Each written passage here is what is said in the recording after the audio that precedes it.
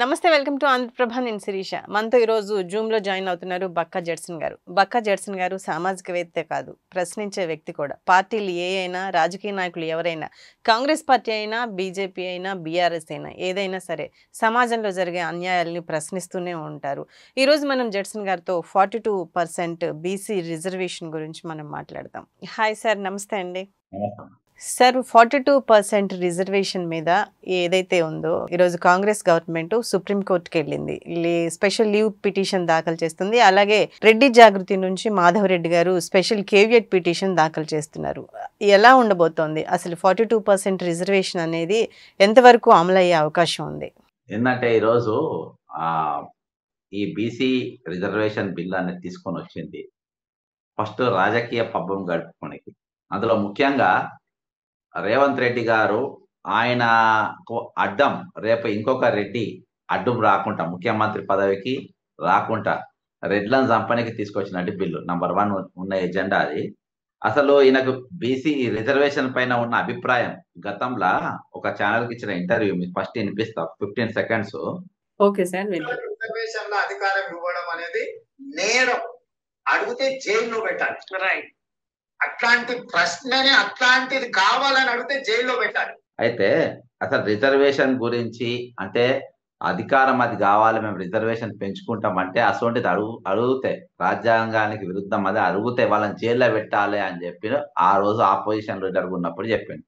ఇప్పుడు ముఖ్యమంత్రి ఉన్నాక అదే బిల్లు తీసుకొచ్చే ప్రయత్నం ఎందుకు చేస్తున్నారు? ఒకటి నేను చెప్తే ఇప్పుడు అయితే మీరు బీసీలు అత్యధికంగా ఉన్నారు, బీసీలకు రాజకీయమైన అవకాశం వారికి పెంచాలి అనే ఉద్దేశం నిజంగా మీకుంటే ఈరోజు మీ దగ్గర మునుపు ఏ ముఖ్యమంత్రి గారు కూడా ఒక 5-6 పోర్ట్ఫోలియోలు అంటే మినిమం టాప్ పోర్ట్ఫోలియోలు ఎవరు కూడా పెట్టుకోలేదు. ముఖ్యంగా హోంశాఖ, మున్సిపల్ శాఖ, లేకుంటే ఎడ్యుకేషన్ శాఖ, ఇవేవి కూడా ఆయన దగ్గర పెట్టుకోలే, ఏ ముఖ్యమంత్రి కూడా పెట్టుకోలే.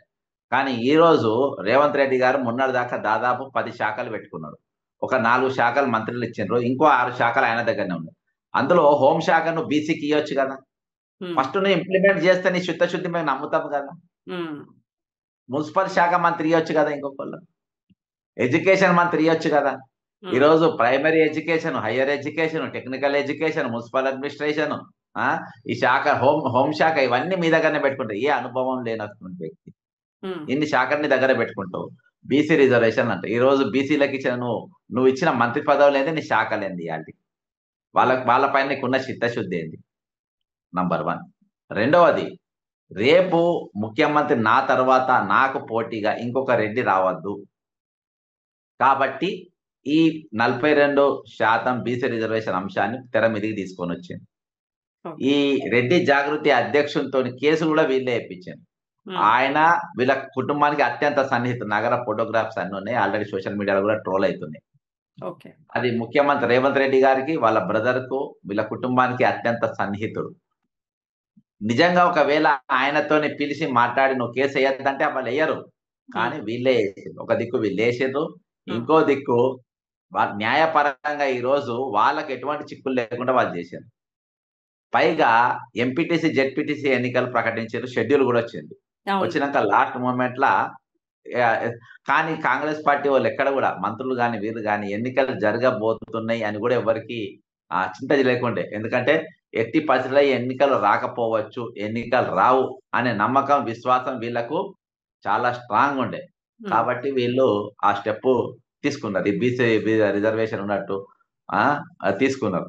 కానీ ఎక్కడ కూడా వీళ్ళకి వాళ్ళ మీద ప్రేమ లేదు, ఎక్కడ వాళ్ళకు అవకాశం ఇవ్వాలని లేదు.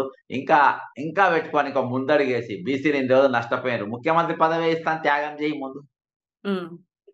ఈ రోజు తెలంగాణ గ్రామీణ ప్రాంతంలో ఉన్న, ముఖ్యంగా తెలంగాణలో మాత్రం, ఎందుకంటే రెడ్డి సామాజిక వర్గం రాజకీయంగా కొంచెం వాళ్ళు ప్రాబల్యం ఎక్కువ ఉంటది కాబట్టి ఈ రోజు వాళ్ళని చంపనీకి, రేపు ఒకవేళ ఈయనను మార్చి ఇంకో రెడ్డిని వేద్దాం అనుకున్న బీసీలు వ్యతిరేకం అవుతారు.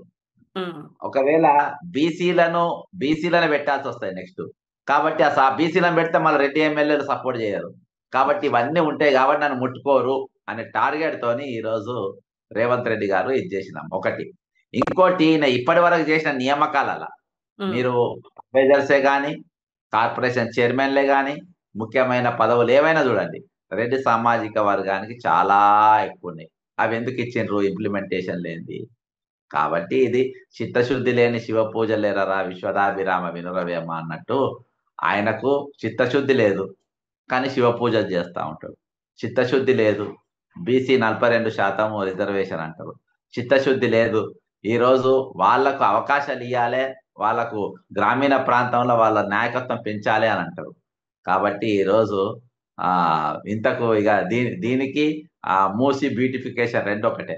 సార్ అలాగే ఇప్పుడు ఈటెల రాజేంద్ర గారు మొన్న అంతకుముందు ఈటెల రాజేంద్ర గారు మాట్లాడారు, మొన్న కిషన్ రెడ్డి గారు కూడా మాట్లాడారు. అంటే కేంద్ర మంత్రిగా ఉండి కూడా దీని మీద మనం ఏమీ పోరాటం చేయలేము, పార్టీ పరంగా మద్దతు ఇస్తాం కానీ ఈ జీవో నెంబర్ 9 కానీ లేదా దీనికి సంబంధించిన 42% రిజర్వేషన్ కానీ ఇది ముందుకెళ్లే ప్రసక్తి ఉండకపోవచ్చు సుప్రీంకోర్టులో అని చెప్పారు.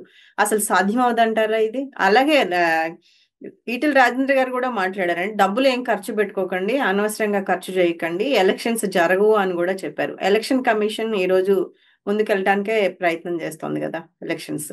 అంటే పాత రిజర్వేషన్ తో పోనీకే 42% పాత రిజర్వేషన్ ప్రకారమే వెళ్ళాలి అని చెప్పేసి ఎలక్షన్ కమిషన్ కి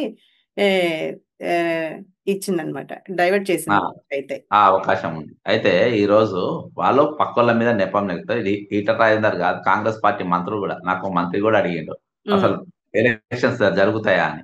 101% జరిగాయని చెప్పినాం. ఎందుకంటే ఆయనకున్న ఇంత చిత్తశుద్ధి ఏందనేది మనకు పర్ఫెక్ట్ గా తెలుసు కాబట్టి 101% ఎన్నికలు జరిగాయనే మనం కూడా చెప్పినాం. వాళ్ళ రూలింగ్ గవర్నమెంట్ మంత్రులు అడిగితే చెప్పిన మాట చెప్తారు. ఈరోజు బాబాసాహెబ్ అంబేద్కర్ గారు రాజ్యాంగం అంటే ఆయన ఒక ఎస్సీ ఎస్టీ బీసీ బహుజనులకు కాదు, ఆయన మొత్తం కంప్లీట్ అందరి కోసం అసలు దేశం ఏ విధంగా ముందుకు పోవాలని రచించినటువంటి రాజ్యాంగం. ఆ రాజ్యాంగం రిజర్వేషన్లు అనేది ఎందుకు ఇచ్చిన అంటే ఆయన కూడా ఒక నిమ్న జాతీయునిగా ఎదుర్కొన్న సమస్యలు, ఒక పెద్ద రాజవంశీయుడు ఆయన హెల్ప్ చేయడం వల్ల బారిస్టర్ దాకా చదివి ఆయన బయటపడగలిగారు. అటువంటి అవకాశాలు అందరికి రావు కాబట్టి బాబాసాహెబ్ అంబేద్కర్ గారు ఏం రిజర్వేషన్ తోని ఆయన ఏం రాలేదు, ఆయన జనరల్ గానే చదివిండు. ఆయన ఉత్తీర్ణుడు అయిన తర్వాత అప్పుడు ఆయన రిజర్వేషన్ తీసుకొచ్చింది. ఎందుకంటే నాకు అవకాశం వచ్చింది, బరోడా మహారాజు నాకు హెల్ప్ చేసిండు, నేను బయటపడిన, కానీ ఇటువంటి సాయం అందరికి అందకపోవచ్చు, కాబట్టి రిజర్వేషన్ ఆయన కొడితే ఈ వెనుకబడ్డ వాళ్లకు అవకాశం ఉంటదని చెప్పేసి ఆయన రిజర్వేషన్ అనేది ప్రవేశపెట్టింది. ఆయన మంచి ఉద్దేశంతో ప్రవేశపెట్టింది. ఏదో డెవలప్మెంట్ టీమ్ తోని వీళ్ళు కూడా వెనుకబడ్డ వాళ్ళు ముందుకు రావాలి, ముందు వరుసలు ఉంటే అప్పుడు దేశం పురోగతి వైపు సమానంగా ప్రయాణం చేస్తుందనే ఆలోచనతోని ఆయన పెట్టిండు. కానీ వీళ్ళు ఈ రాజకీయ నాయకులు రాజకీయాల కోసం పబ్బం గడుపుకోనికి దాన్ని కిందికి మీదికి చేసి అంతా తీసుకొని వచ్చి ఈరోజు ఫ్రంట్ లైన్ లో రాకుండా చేసింది. ఇయాటికి అసమానతలు అనేది ఇయాటికి ఏది ఈ కులరహిత సమాజం ఇంకా ముందుకు రాలేదని అంటే 101% అది పొలిటీషియన్స్. ఈరోజు పొలిటీషియన్స్ ఎవరు ఏం ఫాలో అవుతున్నారు, పొలిటీషియన్స్ దీని తరఫున స్ట్రాంగ్ ఎక్కడ నిలబడ్డారు, వాళ్ళకి చిత్తశుద్ధి ఎక్కడ కనబడుతుంది. కాబట్టి వాళ్ళ మార్చుకోనికి, వాళ్ళ ఓట్ బ్యాంక్ పెంచుకోనికి అని చెప్పి ఈరోజు రిజర్వేషన్లు అనేది వాళ్ళకి పెంచి ఈరోజు వాళ్ళ ఓట్లు మాకు వస్తాయి కాబట్టి మేము ఉండాలని, ఇది టాప్ 2-3 కుర్చీల కోసమే, అంటే ముఖ్యమంత్రి ప్రధానమంత్రి కుర్చీల కోసమే ఈ రిజర్వేషన్ అనేది పెంచుకుంటా, అంతేకాకుండా దాన్ని విస్తరించుకుంటా పోయిన పరిస్థితి. వాస్తవానికి ఈ రోజు ప్రైమ్ లొకేషన్స్ లో ఉన్న వాళ్ళు చాలా మంది ఈరోజు ధనికంగా, ఈరోజు కొన్ని బీసీ సామాజిక వర్గాలు చాలా స్ట్రాంగ్ ఉన్నాయి ఏది ఫైనాన్షియల్ గా, కొంతమంది అట్లనే కాకుండా ఓసీల చాలా పేదరికంలో కూడా ఉన్నారు. అదే దానికోసం ఎకనామికలీ బ్యాక్వర్డ్ అనే రిజర్వేషన్ ఒకటి వాళ్ళకు ఉన్నది. ఈరోజు ఆ రిజర్వేషన్ వాళ్ళు తీసుకొని వచ్చారు, దానికోసం కొంతమంది కొట్లాడిండ్రు, దానికోసం 2005కి వెళ్ళి నడిచింది. తర్వాత మోడీ సర్కార్ వచ్చినాక దాన్ని చేసిండ్రు, ఇదంతా ఓకే. ఇప్పుడు 50% కంటే అబౌవ్ రిజర్వేషన్ అది రాజ్యాంగం అనేది ఒప్పుకోదు అనేది తెలుసు. అయినా కానీ మొండిగా ఎందుకు పెడుతుండ్రు, ఎందుకు చేస్తుండ్రు? తమిళనాడును మనం ఉదాహరణగా తీసుకొని ఎందుకు పెట్టే ప్రయత్నం చేస్తున్నా అంటే రాజకీయాల కోసం. అందుకని నేను ఏమంటున్నా అంటే రేవంత్ రెడ్డి గారికి మీ చిత్తశుద్ధి మీద మాకు అనుమానం ఉంది కాబట్టి ఫస్ట్ మీ చిత్తశుద్ధిని మీరు నిరూపించుకొని మీ దగ్గర ఉన్న శాఖలు ఇంపార్టెంట్ పోర్ట్ఫోలియోస్ అన్ని బీసీలకు ఇచ్చేయండి. వీలైతే ముఖ్యమంత్రి పదవి కూడా బీసీకి ఇవ్వండి, ఇచ్చి మీరు అప్పుడు నిరూపించుకుంటే అప్పుడు నన్ను ఎవరు నమ్ముతారు. కానీ ఇప్పుడు మాత్రం జనం ఎవరు కూడా నమ్మే పరిస్థితి లేదు. మాధవరెడ్డితోని కేసు అనేది 100% మీరే ఇప్పించిందని చెప్పి ఈ రోజు అందరు కూడా అనుకుంటున్నారు. మాధవ్ రెడ్డి కంటే ఎక్కువ ఫైట్ చేసిన వాళ్ళు గతంలో, ఆయన పేరు రవీందర్ రెడ్డి అని, ఎక్కువ ఫైట్ చేసిన వాళ్ళు ఉన్నారు. ఈబీసీ మన ఎకనామికల్ బ్యాక్వర్డ్ దానికి ప్రెసిడెంట్ కూడా ఆయన పనిచేసినట్టు వ్యక్తి. ఈయనకంటే ఎక్కువ అంటే ఆయన అందరిని కలుపుకొని చేసిండు, మరి ఎవరికి అగైనెస్ట్ గా కాలే.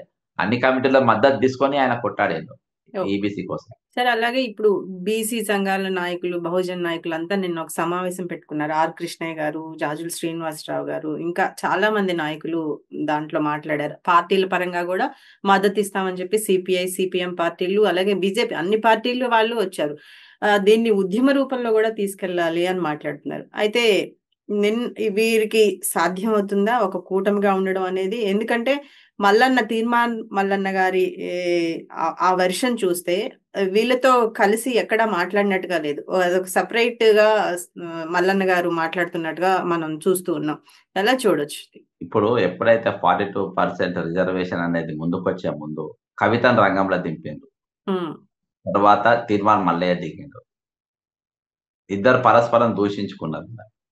వీళ్ళిద్దరి వెనక ఉన్నది ఈ దుకాణం నడిపించింది వాళ్ళతోని రేవంత్ రెడ్డి. పార్టీ గాని ఇది గాని ఇవన్నీ వెనక ఉంది నడిపించిన వ్యక్తి రేవంత్ రెడ్డి గారు. వెనక ఉండి దీని బ్యాకప్ మొత్తం పుషప్ చేసింది ఆయనే. ఎందుకంటే ఈ రోజు దాదాపు ఒక 50 సంవత్సరాల చరిత్ర ఉన్నది ఆర్ కృష్ణయ్య గారికి. తర్వాత జాజుల కూడా ఆయనతోని ప్రయాణం చేసిండు. ఎవరు? ఆర్ కృష్ణయ్య గారితో ప్రయాణం చేసినటువంటి వ్యక్తి. వీళ్ళు సుదీర్ఘంగా బీసీ నాయకులు. నిజంగా బీసీ రిజర్వేషన్ మీద చిత్తశుద్ధి ఉంటే వీళ్ళని పిలుచుకొని ఫస్ట్ వీళ్ళతో చర్చలు జరపాలి. వీళ్ళతో చర్చలు జరిపి 42% రిజర్వేషన్ కోసం మేము చేద్దాం అనుకుంటాం, ఇది ఏం సంగతి అని వాళ్ళ ముందు నడపాలి. తీర్మానం ఒక మీడియా నడిపిన హోల్డ్ తర్వాత ఆయన ఏమేమి చేసింది అనేది అందరికి తెలుసు. ప్లస్ కాంగ్రెస్ పార్టీ రేవంత్ రెడ్డి దగ్గర ఉండి మాట్లాడేవాళ్ళని సస్పెండ్ చేపించి ఆయనకు టికెట్ ఇచ్చుకొని ఎమ్మెల్సీ చేసుకున్న పరిస్థితి. అంటే ఆయన సొంత మనిషి. కవిత గారు యాడికోర్ ఇన్ఫ్రాస్ట్రక్చర్ ఇద్దరు కలిసి పార్ట్నర్షిప్ లా వ్యాపారాలు చేస్తున్న విషయం అందరికి తెలుసు. రేవంత్ రెడ్డి గారి మనిషి. అలా రేవంత్ రెడ్డి వెనక ఉంది, కవిత ఆమె కుటుంబంకి వెళ్ళి దూరం అయిందని కూడా అందరికి తెలుసు. అయితే వీళ్ళిద్దరిని ముందు పెట్టి, అంటే రేవంత్ రెడ్డికి 2 కళ్ళు అన్నట్టు, తీర్మానం మల్లయ్య అన్నట్టు ఆయన, కవిత అన్నట్టు. కాబట్టి వీళ్ళిద్దరితోని బీసీ నినాదం ఎత్తిపించారు. ప్లస్ ఈయన అసెంబ్లీలో బిల్లు పెట్టిపించారు. ఈయన దగ్గర ఉండి దీని మీద ఉద్యమం చేసినట్టుగా నడిపించారు. అంటే క్రెడిట్ చాలా జాగ్రత్తగా, క్రెడిట్ అంటే ఒక కెనాల్ కట్టినట్టుగా ఆ క్రెడిట్ లెఫ్ట్ గానీ రైట్ గానీ ఎవరికి కూడా పోకుండా కంప్లీట్ గా ఆ క్రెడిట్ అనేది కంప్లీట్ గా వీళ్ళకే దక్కేట. అక్కడ ఎక్కడ కూడా జాజుల గాని లేకుంటే ఆర్ కృష్ణయ్య గారు గాని వీళ్ళెవ్వరికి రావద్దనే ఉద్దేశంతో వాళ్ళని ఇంటర్ఫియర్ చేయలే. కానీ ఇప్పుడు వాళ్ళు ఒక ఉద్యమకారురా, వారు రావాల్సిన అవసరం వాళ్ళు ఉందని వాళ్ళంతటా వాళ్ళు వచ్చిండ్రు. వాళ్ళంతటా వాళ్ళు, ఎందుకంటే ఆల్రెడీ బీసీ స్లోగన్ తోని బీసీ ఉద్యమంలా బీసీల ఐక్యత కోసము, బీసీల అభివృద్ధి కోసము, బీసీల ప్రమోషన్ల కోసము వీళ్ళు ఫోర్ ఫ్రంట్ లో ఉన్నారు. కాబట్టి వాళ్ళంతా వాళ్ళు వచ్చింది. కానీ రేవంత్ రెడ్డి గారు ఎక్కడ ఇన్వాల్వ్ చేయలేదు. వీళ్ళిద్దరిని ఇన్వాల్వ్ చేసింది తీర్మానం మల్లయ్యను, కల్వకుంట్ల కవితను. వీళ్ళిద్దరిని ఇన్వాల్వ్ చేసింది, వీళ్ళతో మాట్లాడించాను. క్రెడిట్ వీళ్ళకే దక్కాలి, ఉద్యమం వీళ్ళకే దక్కాలి. రేపు వీళ్ళు పార్టీలు పెట్టినా రేపు నేను బయటకు వచ్చినా నాకు ఉపయోగపడేటట్టుగా ఉండాలి అనే ఉద్దేశంతో పనిచేసిండ్రు. అంతకు మించి ఏం లేదు. సార్ అలాగే కాంగ్రెస్ గవర్నమెంట్ నుంచి మీరు ఎందుకు సార్ బయటకు వచ్చారు? సపోర్ట్ అనేది ఏం లేదమ్మా, వాళ్ళు వాడుకున్నారు అంటే అప్పుడు పార్టీలో యాక్టివ్ ఉన్నాం, 4-5 రాష్ట్రాల ఇన్ఛార్జ్ గా చేసినాము, నేషనల్ టీమ్ లో ఉన్నాం. కాబట్టి ఆయన పిసిసి అధ్యక్షుడు అయ్యే వరకు కొంచెము లైమ్ లో ఉండని వాళ్ళు వాడుకున్నాం. తర్వాత ఏంటంటే అప్పుడు నేను కల్వకుంట్ల కవిత మీద దాదాపు కేసులు వేసిన, కొట్టాడిన. గత ప్రభుత్వం మీద 179 కేసులు వేసిన. మరి ఆయన మేఘా కృష్ణారెడ్డి, కాళేశ్వరం ఇవన్నీ హైకోర్టులో పిటిషనర్. గ్రూప్ 1 పేపర్ లీకేజ్ మొదలైందే ఈ మేడం 2016. కవిత 2022 పేపర్ లీక్, నేను హైకోర్టులో పిటిషనర్. కాబట్టి ఇవన్నీ ఉన్నాయి. ఆయన దాన్ని జలసీతోని, ఇంకోటి ఏంటంటే ఈర్ష. ఇప్పుడు అంటుండు కదా ఆయన బీసీల రిజర్వేషన్, బహుజన్ల ఇవన్నీ మాట్లాడుతుండ్రు. కానీ ఆయనకు స్పైన్ బ్రెయిన్ లేని వాళ్ళు కావాలి. కాబట్టి అసొంటోళ్ళు నేర్కొండ్రు. మా అసొంటోళ్ళు ఉంటే అసొంటోని టాలెంట్లు అనగదొక్కబడతాయని, అంటే అసొంటోళ్ళు తక్కువగానే పడతారు అని చెప్పి సస్పెండ్ చేసింది. తీర్మానం మల్లయ్య అసొంటోళ్ళను కొంతమంది తెచ్చుకొని పెట్టుకోండి. ఈ మధ్యలో మేము ఎప్పుడు ప్రజల గొంతుగా ఉన్నాం, ప్రజల వాణిగా మేము ఉన్నాం, ప్రజల పక్షాన్ని మేము నిలబడ్డాం. మేము దాంతోనే సాటిస్ఫైడ్ గా ఉన్నాం. ఇవాళ కూడా మేము దాంతోనే నిలబడతాం. సాధ్యమవుతుందంటారు సార్ ముందు భవిష్యత్తులో 42% రిజర్వేషన్ అనేది బీసీ వర్గాలకు? అమ్మా, అది రాజకీయం. అది నిజంగా వాళ్ళ అభ్యున్నతి కోసం కోరుకున్నది సక్సెస్ అవుతుంది. కానీ వాళ్ళ కోసం మనం కోరుకోలే కదా, వీళ్ళ కోసం కోరుకున్నారు కదా. వాళ్ళ మీద తుపాకీ పెట్టి ఈ రోజు ఆయన ప్రత్యర్థులను కాలుస్తుండ్రు.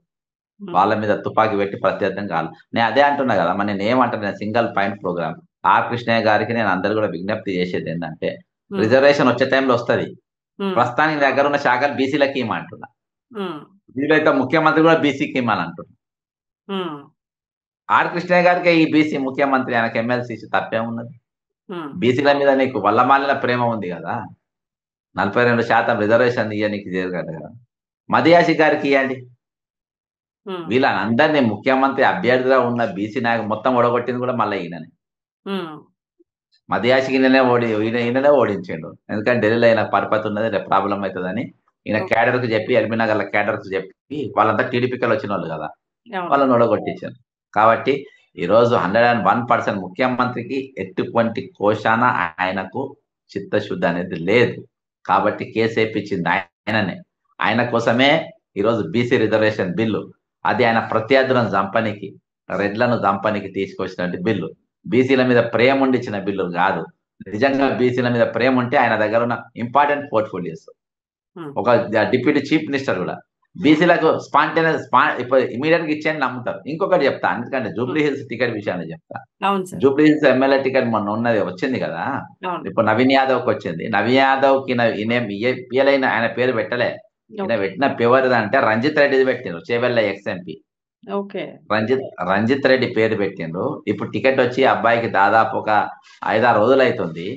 ఇయాటి వరకు ముఖ్యమంత్రి ఒక స్టేట్మెంట్ గాని, ఒక టిది గాని, ఒక ప్రణాళిక గాని ఏది కూడా జరగదు. ఒక జూమ్ మీటింగ్ పెట్టిండు అంతే, పెట్టిండు అంతే. ఇలా సమన్వయం చేసి ఆ పార్టీని ఏ విధంగా గెలిపించేటట్టుగా చేయాలి. టికెట్ల ముందు పెట్టిన జూమ్ మీటింగ్, టికెట్ తర్వాత అసలు దాని గురించి పట్టించుకోలేదు, ఏం లేదు.